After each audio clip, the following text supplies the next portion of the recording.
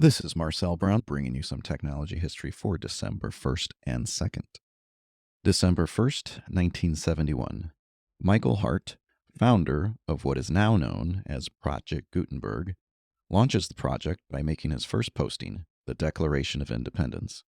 Now known as the father of ebooks, earlier in the year, Hart had been given an operator's account on a mainframe at the University of Illinois, where he was a student. Having been given highly valuable computer time when few people had such opportunity, he decided to begin a project that would digitize and electronically preserve public domain books and texts and make them freely available. The Xerox Sigma 5 mainframe at the Materials Research Lab at the University of Illinois just happened to be one of the first 15 nodes on the early ARPANET, the beginning of the modern Internet. The ability for anyone connected to this network to download information was a major inspiration for Hart to begin Project Gutenberg. December 1st, 1996. America Online launches a new subscription plan offering their subscribers unlimited dial-up internet access for $19.95 a month. Previously, AOL charged $9.95 a month for 5 hours of usage.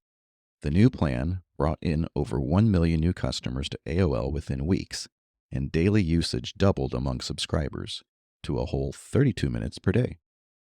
This huge increase in usage overloads AOL's infrastructure, with the result being that many of their subscribers could not access the service.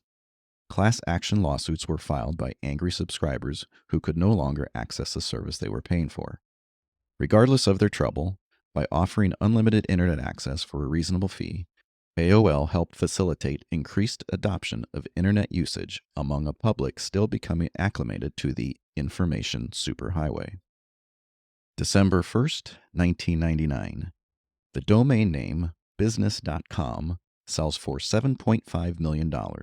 At the time, it was the most expensive domain name sold in history and still ranks in the top 15 all-time most expensive domain names. Domain name investor Mark Ostrovsky had purchased the domain in the mid-1990s for $150,000.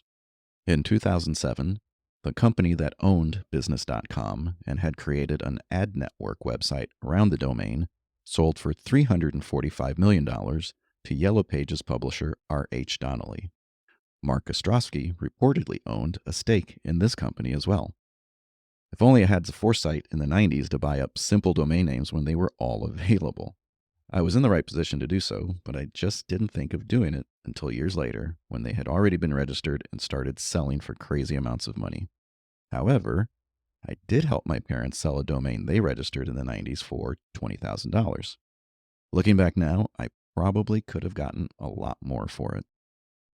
December 2nd, 1991. Apple releases version 1.0 of QuickTime, a multimedia extension for playing color video, transforming the capabilities of personal computers. For QuickTime, only specialized computers could play color video. QuickTime allowed anyone with a personal computer to do so, and it changed the history of computing in more ways than one. It was the patent infringement battle over QuickTime that led to the now famous truce between Steve Jobs and Bill Gates in 1997 that helped Apple survive long enough to transform itself in the 2000s. There is a lot more detail to the story, which is available on my website, thisdayintechhistory.com. And that's your technology history for this week. For more, tune in next week, and do make sure to visit my website, thisdayintechhistory.com.